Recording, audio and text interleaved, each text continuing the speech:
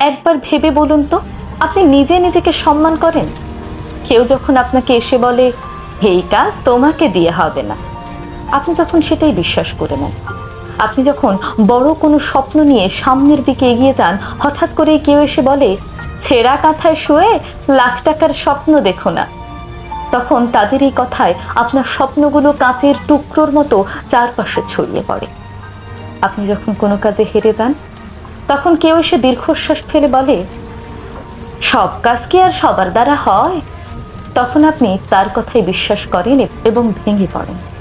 আপনি তো নিজে নিজেকে, নিজের স্বপ্নগুলোকে গুরুত্ব দিচ্ছেন না। আপনাকে তো পরিচালিত করছে ওই নেগেটিভ মানুষগুলো।